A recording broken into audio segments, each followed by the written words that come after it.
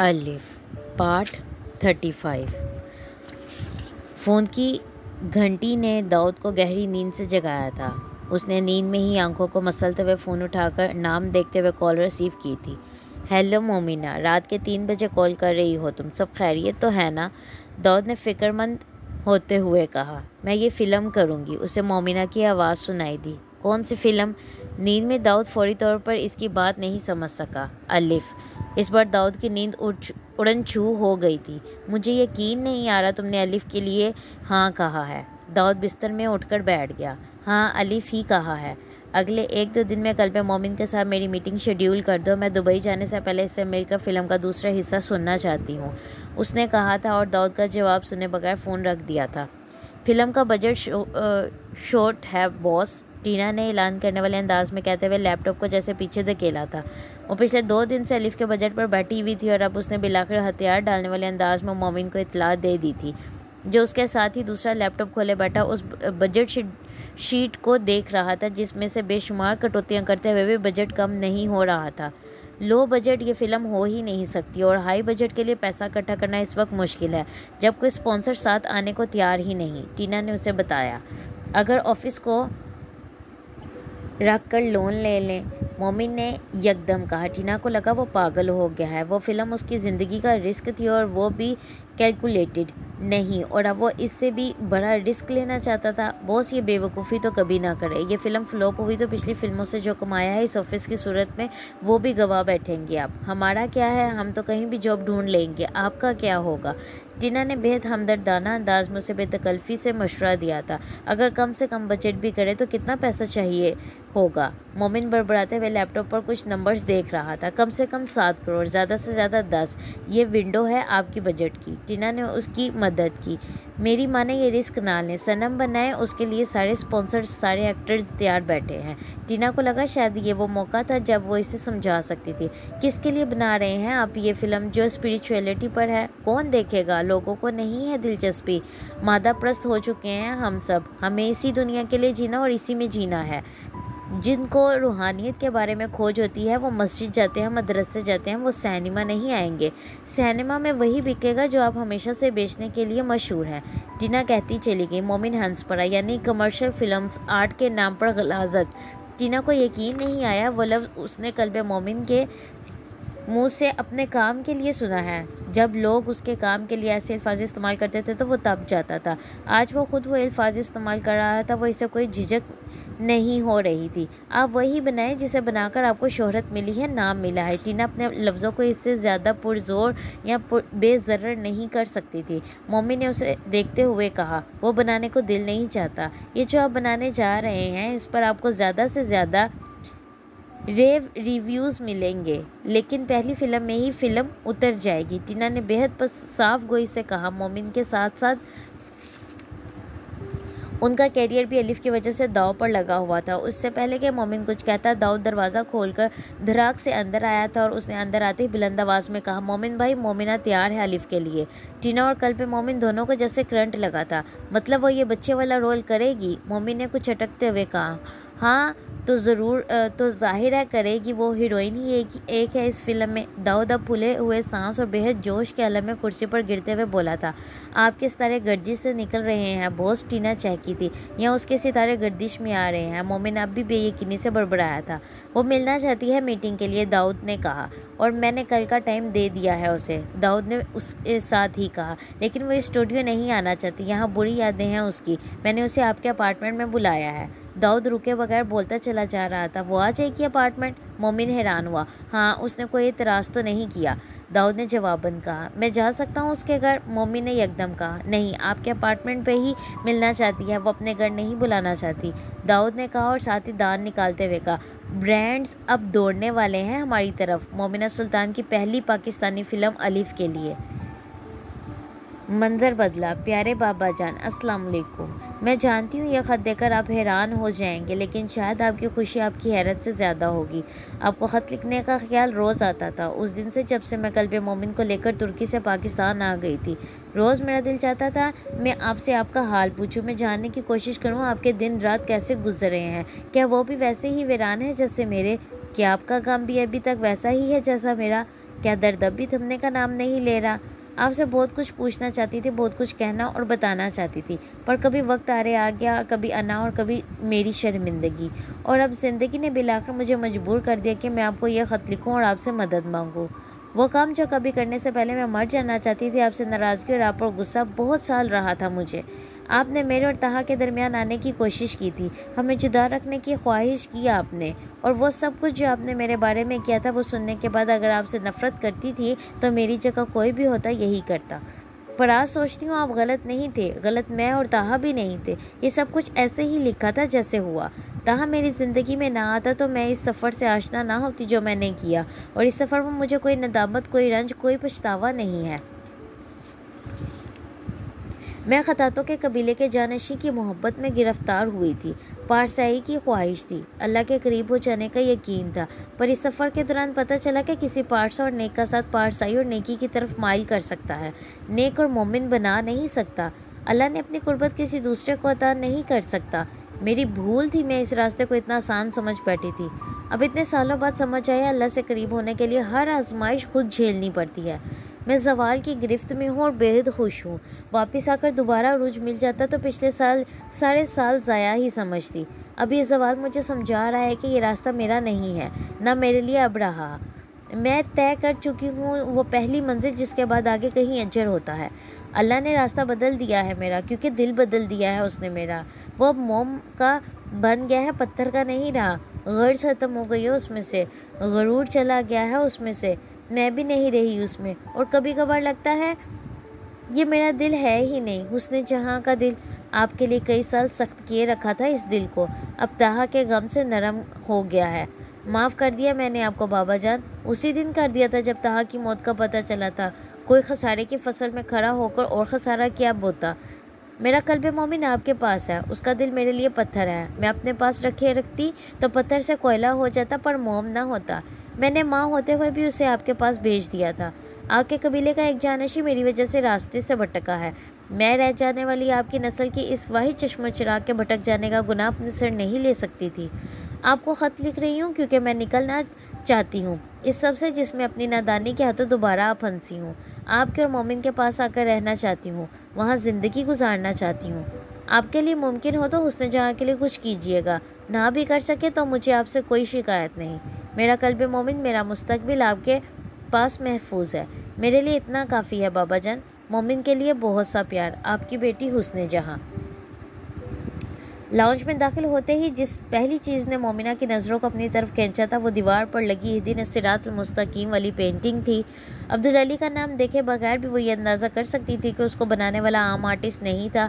वो आंखों को नहीं, जैसे दिल को मुट्ठी में लेने वाला आर्ट था। आप बैठे, मैं साहब को बुला कर लाता हूँ, शकूर ने बेहद मोतबाना अंदाज में उससे कहा था। उसका चेहरा मोमिना सुल्तान को अपने घर पर देखकर खुशी से चमकने लगा था। इतने महीने बाद उसके साहब के घर पर कोई बड़ा स्टार आया था, और वो भी वो जो इस वक्त 24 घंटे किसी न किसी हवाले से टीवी की खबरों का हिस्सा बनी हुई थी। मोमिना शकूर के जाने के बाद उस कैलीग्राफी की तरफ जैसे खींची चली गई थी। उस पेंटिंग के सामने खड़े उसके शहर में गिरफ्तार उसने आर्टिस्ट का नाम ढूंढना शुरू किया, और बिल्कुल नीचे एक कोने में अब्दुल अली की मखसूस अंदाज में किए गए दस्तखत देखकर वो साकित हो गई थी।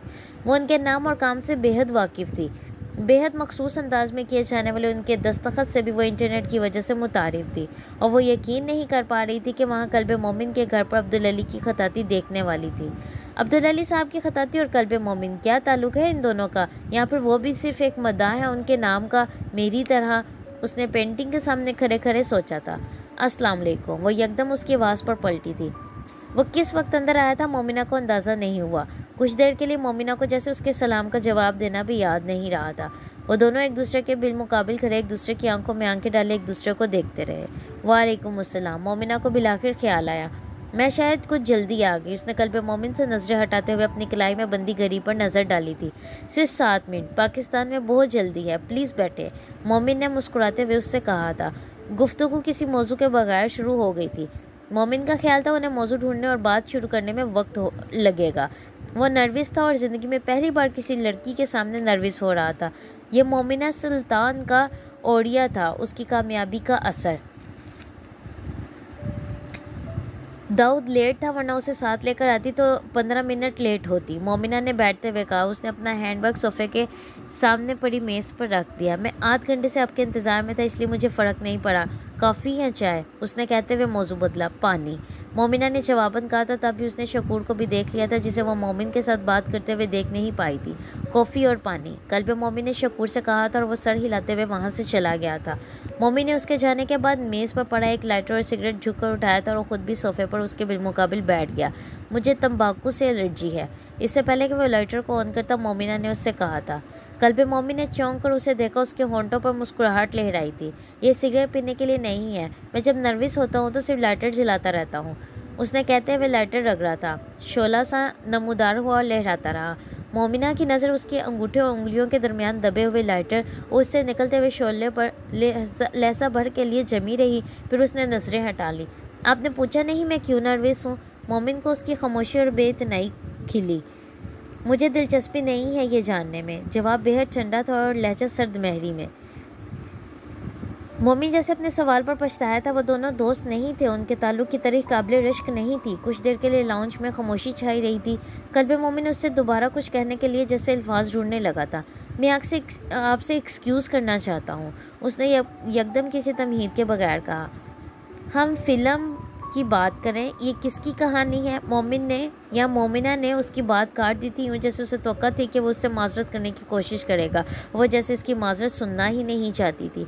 कल्बे मोमिन को झटका लगा था। उसके प्रोजेक्ट में काम करने के लिए तैयार हो गई थी, लेकिन उसकी माजरत सुनने पर तैयार नहीं थी। क्या मतलब? वो इस सवाल पर उठ जाता जो मोमिना ने उससे किया था। ये हुस्न जहाँ की कहानी है, उसने यकदम मोमिना को कहते सुना। कल्बे मोमिन के पैरों के नीचे से ज़मीन जैसे लहजा भर के लिए खिसकी थी। आखिरी जुमला जो वो मोमिना से तवक्का कर सकता था वो यही था। वो उस कहानी में हुस्न जहाँ को कैसे पहचानी थी और वो हुस्न जहाँ को जानती कैसे थी? वो कहानी इंटरनेट पर पड़ी हुस्न जहाँ के सवाने उम्र से मेल नहीं खाती थी। फिर मोमिना सुल्तान ने आधा स्क्रिप्ट पढ़ने पर उस किरदार और उस कहानी को कैसे पहचाना था? कल्बे मोमिन का दिमाग इस वक्त जैसे भंवर बना हुआ था। वो कौन है? मोमिना सुल्तान की आंखों में आंखें डाले कल्बे मोमिन ने धड़ल्ले से झूठ बोलते हुए कहा था, और एक लम्हे के लिए उसके सवाल ने जैसे मोमिना को हैरान किया था। माजी की एक मशहूर फिल्म एक्ट्रेस और डांसर, मोमिना ने बिलाखिर कहा। मैं उसे नहीं जानता। इस कहानी के तमाम किरदार और वाक़यात फ़र्जी हैं, मोमिन ने दो टोक अंदाज में उससे कहा। मोमिन भाई आपका पानी, मोमिना बाजी आपकी कॉफ़ी। शकूर ने ज़िंदगी में पहली बार गलत वक्त पर सही एंट्री की थी और कल्बे मोमिन को सही वक्त पर सही चीज़ दी थी, ये जानने के बावजूद कि कॉफ़ी मोमिन ने अपने लिए मंगवाई थी, मगर वो इसे मोमिना सुल्तान के सामने रखकर पानी इसके पास ले आया था और मोमिना ने एक लम्हा ज़ाया किए बगैर गिलास उठाकर उसे एक ही सांस में खाली किया था। वो अगर मोमिना को खुद ना भी अपने नर्वस होने के बारे में बता चुका होता, तब भी मोमिना को उसे देखते हुए ये बूझ लेना मुश्किल ना था। कॉफ़ी के कप से उठती भाप को देखते हुए उसने हैरानी से सोचा था, कल्बे मोमिन उससे क्या और क्यों पूछने की कोशिश कर रहा था। यहाँ पर वो कहानी वाकई उसने जहाँ की नहीं थी और वह सिर्फ इत्तफाकी मुमासलत थी। खुद को दी जाने वाली दूसरी तर्जीह उसे खुद ही बोधी लगी थी। वो सुल्तान से बात ना कर चुकी होती तो उस मुमासलत को इत्तफाक ही समझ लेती, पर उसके पास गवाह था उस आधे स्क्रिप्ट के इंटरवल का। मुझे लगा ये किसी की ज़िंदगी की कहानी है, उसने मोमिन से बहस किए बगैर कहना शुरू किया। वो उस पर नजरें जमाए बैठा हुआ था। बेहद खूबसूरत कहानी है अली और अब्दुल्ला की और दानियाल की, और फिर अब्दुल हादी का करैक्टर। आधा स्क्रिप्ट था, बाकी आधा कब मिल सकता है? आप हुस्न जहाँ को कैसे जानती हैं? कल्बे मोमिन ने यकदम उसे टोका था। वो पलके चिपकाए बगैर उसे देखती रही। कौन हुस्न जहाँ? बेहद हमवार लहजे में उसने कल्बे मोमिन से पूछा था। जिसकी बात कर रही थी आप? कल्बे मोमिन ने उसकी बेनियाजी बुरी या कल्बे मोमिन को उसकी बेनियाजी बुरी लगी थी। मैं उन्हें नहीं जानती, उसके जवाब ने कल्बे मोमिन को जिज किया था। उसने झूठ बोला था और वो उसके झूठ का जवाब झूठ से ही दे रही थी और कल्बे मोमिन की हिम्मत नहीं हो रही थी कि वो उसे ये कह पाता कि वो झूठ बोल रही है। मोमिन भाई, कोई खाली कली साहब आए हैं। शकूर ने एक बार फिर एंट्री दी थी। गोश, मैंने तो उन्हें भी आज का टाइम दिया था।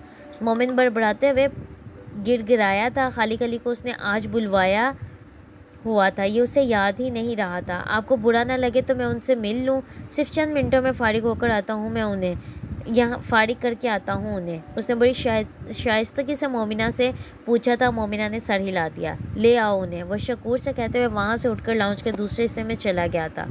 मोमिना ने उसे और शकूर को जाते देखा। उसकी जगह कोई और एक्ट्रेस होती तो इस बेतौजी पर हंगामा खड़ा कर देती कि उसके साथ होने वाली मीटिंग को छोड़कर किसी दूसरे के साथ मीटिंग शुरू कर दी गई थी। मगर कल्ब मोमिन के लिए दिल में हर तरह के शक व शुबा रखने के बावजूद मोमिना को ये ख्याल नहीं आया था कि वो उसे कमतर और कम हैसियत साबित करने की कोशिश कर रहा था, मगर यह ख्याल कल्ब मोमिन को आया था कि वो यकीनन ये समझेगी कि वो इसे यही सांस दिलाने की कोशिश कर रहा था। लॉन्च के दूसरे हिस्से में खालिक अली का इंतज़ार करते हुए भी कल्ब मोमिन का जहन मोमिना सुल्तान में उलझा हुआ था। वो उधेड़ उमर दराज कर बेहद मतमूल नज़र आने वाला शख्स था जिसे लेकर शकूर लाउंज में दाखिल हुआ था। खालिक अली एक बेहद गर्म जोश मुस्कुराहट के साथ उसने कल्ब मोमिन के सामने आते ही जैसे अपने सीने पर हाथ रखते हुए अपना तारुफ करवाया था।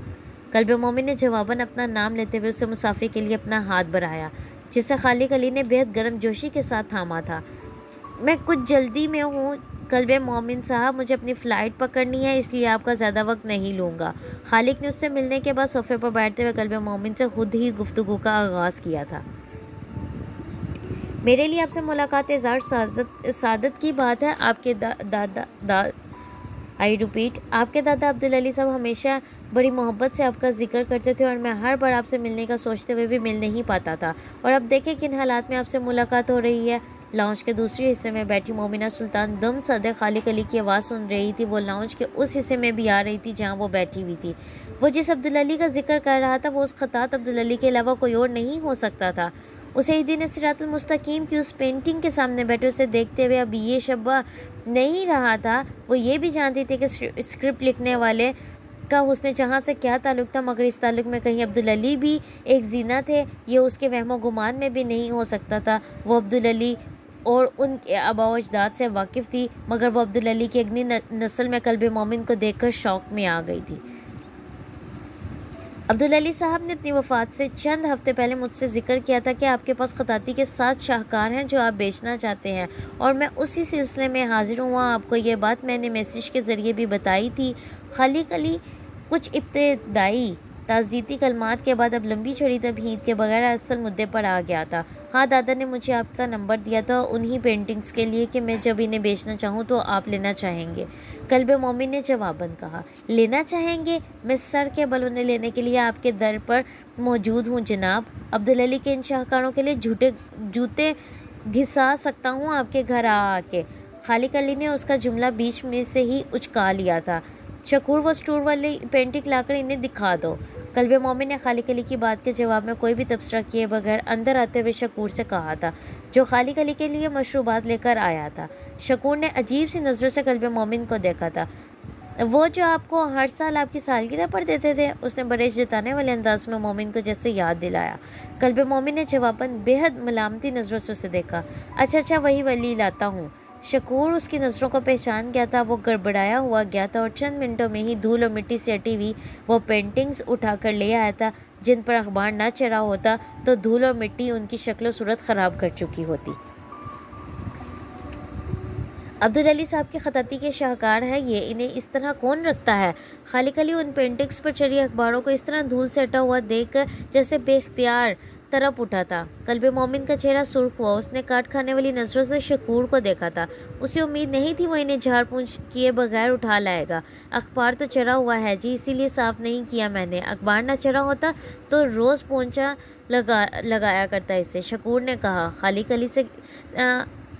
अली से था, मगर ये वजाहत कल्ब मोमिन के लिए थी। खालिक अली के सामने मेज़ पर रखकर उसने एक पेंटिंग से वो अखबार हटाई थी और खालिक अली की आंखें चमकने लगी थी। बस बाकियों से मत हटाइए। उसने हाथ के इशारे से शकूर को रोका था। ये 7 है ना? उसने कल्ब मोमिन से पूछा। उसने जवाबन इस बात में सर हिलाया। हर साल उनके पास जाता था तो आपके लिए बना रहे होते थे वो ये पेंटिंग। मैंने बड़ी मिन्नतें की थी कि कोई एक ही मुझे अता कर दें या वैसी ही मेरे लिए भी बना दें, मगर अब्दुल अली साहब हमेशा मुस्कुराकर टाल देते थे। कहते थे ये मेरे कल्ब मोमिन के लिए हैं, और अब देखे मेरा नसीब, एक नहीं 7 की 7 मिल रही हैं। खालिक अली के जुमले ने कल्ब मोमिन पर जैसे गरो पानी डाला। हाँ जी दादाजी नेक रूह थे, नेकियों की चीज़ नेकियों के पास ही जानी चाहिए। शकूर ने खालिक अली के जज्बे से मुतासिर होते हुए बेहद जज्बाती अंदाज में कल्ब मोमिन के सामने खड़े खड़े गहरी ठंडी आँख बढ़ते हुए खालिक अली को जैसे खराज तहसीन पेश किया था। इस बात से बेखबर कि उसके इस जुमले ने कल्ब मोमिन को शर्मसारी के एक और दरमियान में डुबोया था। नेक कहाँ जी, मैं तो एक अदना गुनाहगार हूँ, नेक तो आप हैं जिन्हें अब्दुल अली साहब की खिदमत का शर्फ हासिल हुआ। खालिक अली ने शकूर को जवाबन खराज तहसीन पेश किया और वो खराज तहसीन शकूर को निहाल कर गया था। हाँ जी, खिदमत तो मुझसे ही कराते थे। और इससे पहले कि शकूर उनकी खिदमत की तफसील देना शुरू करता, कल्ब मोमिन ने मुदाखलत की। मैडम से जाकर पूछो, उनको कुछ चाहिए। कल्ब मोमिन का इशारा किस मैडम की तरफ था? शकूर को पल के झपकने में समझ आ गया था, मगर उसे इस तरह अपने वहाँ से निकाला जाना पसंद नहीं आया था। कॉफ़ी तो दे आया था मैं, इतनी देर में कॉफ़ी ही पीती हैं एक्ट्रेसेस। हाँ, लेकिन मैं फिर भी पूछ लेता हूँ। उसने कुछ कहना चाहा था, मगर कल्ब मोमिन की तीखी नज़रों को भांपते हुए उसने साथ ही वहाँ से जाने की खैरियत जानी थी। तो इन शाहकारों का क्या हदिया पेश करूँ मैं? उसके जाते ही खालिक अली ने बेहद मुद्दबाना और इनकसाराना अंदाज में कल्ब मोमिन से कहा, अब क्या दे सकते हैं? वो पता नहीं क्या जानना चाहता था। कुछ भी, कोई भी अमाउंट। या ऐसा करते हैं, मैं आपको एक चेक दे देता हूँ, ब्लैंक, आप जो चाहें इसमें भर लें। खालिक अली ने कहते हुए तौक़ुफ़ किए बगैर अपने साथ लाया हुआ एक छोटा बैग खोलते हुए उसमें से चेक बुक निकाल कर उस पर दस्तखत किए और खड़े होते हुए वो चेक बुक कल्ब मोमिन की तरफ बढ़ा दी। जुबैद हक्का बक्का खालिक अली की ऑफ़र और उस चेक को देख रहा था। आप किसी म्यूज़ियम को बेचेंगे इसे? कल्ब मोमिन ने किसी अजीब सी कैफियत में वो चेक पकड़ते हुए उससे पूछा था। खालिक अली ने बेख्तियार तौबा करने वाले अंदाज में अपने कानों की लुओं को छुआ था। तौबा करे जी तौबा, शाहकारों को कौन बेचता है? पैसे का क्या है, वो तो दोबारा कमा लूँगा मैं, मगर अब्दुल अली साहब का फन लाजवाल है। मैं तरके में अपने बेटे को दे के जाऊँगा ताकि उसके घर की दीवारों पर सजे। अल्लाह का नाम है, मेरी औलाद को याद रहे और उसका कलाम भी। कोई घोंसा था जो कल्ब मोमिन के दिल पर पड़ा था, दर्द दिल से उठकर पूरे वजूद को हिला गया था। वो हदायत को अपने हाथ से पैसे की ओर बेच रहा था और दुनिया हदायत ख़रीद रही थी और उसे उस पैसे से दुनिया ख़रीदनी थी। मैं ज़रा अपने गार्ड और ड्राइवर को बुलवा लूँ नीचे से उठवाने के लिए, आप अपार्टमेंट की रिसेप्शन पर बता दें। खालिक अली ने उसकी कैफियत से बेखबर उससे कहा था, मैं ज़रा कंफ्यूज हो गया हूँ, मुझे कुछ दिन दे दें सोचने के लिए, फिर फैसला करता हूँ। खालिक अली को जैसे कल्ब मोमिन की बात पर यकीन नहीं आया था। मैंने ब्लैंक चेक दिया है आपको, जो चाहे भर लें, इसमें लाखों करोड़ों जो भी।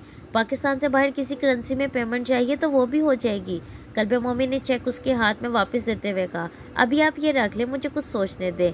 मेरी इमोशनल अटैचमेंट है इन पेंटिंग्स के साथ, इस तरह फ़ौरन नहीं दे सकता इन्हें। उसके अंदाज में कुछ ऐसा था कि खालिक अली ने इस पर इसरार नहीं किया था। उसने बड़ी नरमी से चेक को दोबारा सेंटर टेबल पर रखते हुए कहा, मैं बिल्कुल समझ सकता हूँ जनाब, मगर इस चेक को आप फ़िलहाल अपने पास रखें, ये आपको फ़ैसला करने में मदद देगा। पैसे की सबसे बड़ी खूबी यही है कि यह हर कन्फ्यूजन से निकाल देता है, सारे रास्ते साफ नज़र आते हैं, सही भी और गलत भी, धुंधला कुछ नहीं रहने देता इंसान के सामने। खालिक अली ने जैसे एक और जूता मारा था कल्ब मोमिन के ज़मीर को, और ज़मीर तरपा था। चलता हूँ, देर हो रही है, फिर आऊँगा दोबारा आपके पास इंशाल्लाह। उसने उसी पुरतपाक अंदाज में कल्ब मोमिन से मुसाफा किया और वहाँ से चला गया। मोमिन कुछ अजीब सी कैफियत में वहाँ खड़ा उसे जाते देखता रहा। कुछ देर के लिए वजह से मोमिना को भी भूल गया था, जिसने लाउंज के दूसरे हिस्से में बैठे हुए भी खालिक और कल्ब मोमिन के दरमियान होने वाली सारी गुफ्तगू सुनी थी। कल्ब मोमिन शायद बहुत देर वहाँ खड़ा रहता अगर बेहद उजलत में दाऊद लाउंज में दाखिल ना होता, जिसका साथ तकरीबन फूला हुआ था। सॉरी मोमिन भाई, लेट हो गया। मोमिना आई नहीं क्या?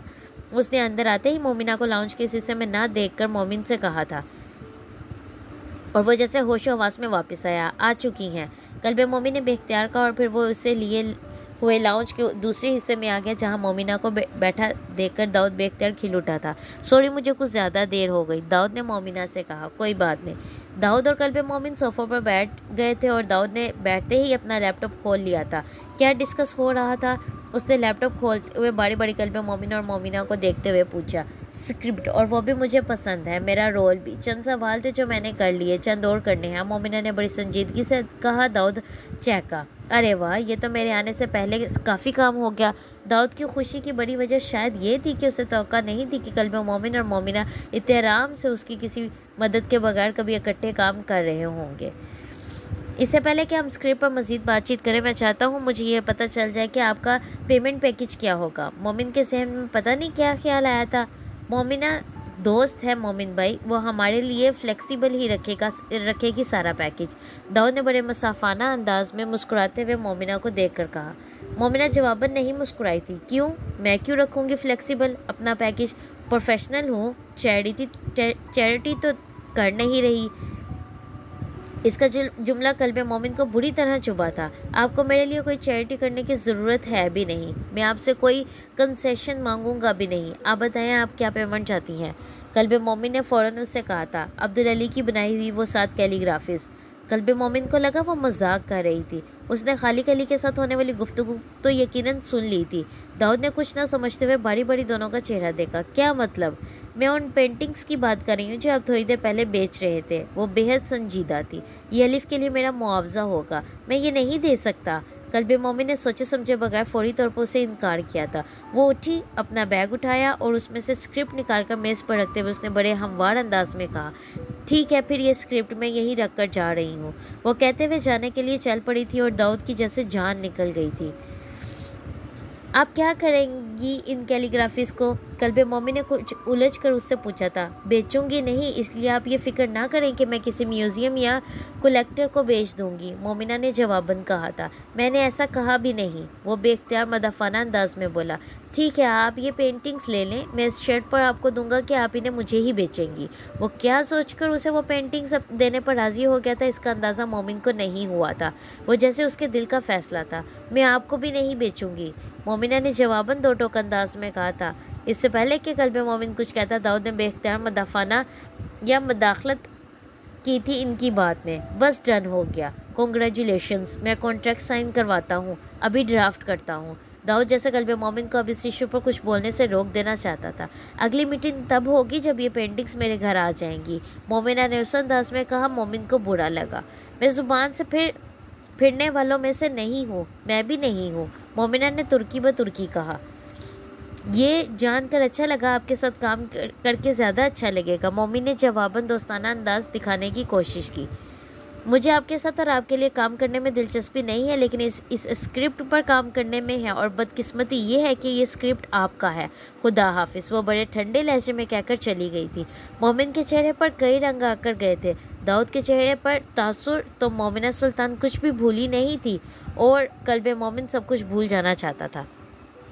ये भिजवा दूंगा आज ही मोमिना की तरफ, और कॉन्ट्रैक्ट भी साथ ही साइन करवा लाऊंगा। दाऊद को बुलाकर दाऊद को बुला की जल्दी थी, और उसने यूँ जाहिर किया था जैसे मोमिना कुछ कहकर ही नहीं गई थी। मोमिन ने पलट कर उसे देखा। वो लैपटॉप पर कुछ बर्क रफ्तारी से टाइप कर रहा था। यकीनन वो मोमिना का कॉन्ट्रैक्ट था, आज नहीं कल, मोमिन ने उसे कहा था। दाऊद ने बेख्तियार लैपटॉप से नजरें हटाकर देखा, जैसे बेयकीनी के आलम में उसे देख रहा हो। मोमिन भाई, देर ना करें, आपको अंदाज़ा नहीं है कि मोमिना के पास आजकल कहाँ से ऑफ़र्स आ रही हैं। हमें मार्केट में ख़बर ब्रेक करनी है। वो बिला वास्ता मोमिन को जैसे मोमिना की अहमियत याद दिला रहा था। कल? मोमिन डर से मस नहीं हुआ था। ठीक है, कल सुबह ही आ जाऊँगा मैं, दाऊद ने जैसे हथियार डालते हुए कहा। कल्बे मोमिन से बहस करने का कोई फ़ायदा नहीं था। उसे शौक है कैलीग्राफी का, पता है कुछ इसके बारे में? मोमिन ने एकदम दाऊद से पूछा। मोमिन भाई, कैलीग्राफी करती रही है वो, प्रोफेशनली ना सही लेकिन बहुत अच्छी करती है। खतात ही बनना चाहती थी वो, ये एक्टिंग वगैरह तो मजबूरी बन गई थी उसकी, और अब नसीब। मोमिन दाऊद का चेहरा देखकर रह गया। उसे हुस्न जहाँ याद आई थी, मगर वो मोमिना सुल्तान थी। जारी है नावल का अगला हिस्सा सुनने के लिए चैनल को लाइक और सब्सक्राइब करना मत भूलें। शुक्रिया।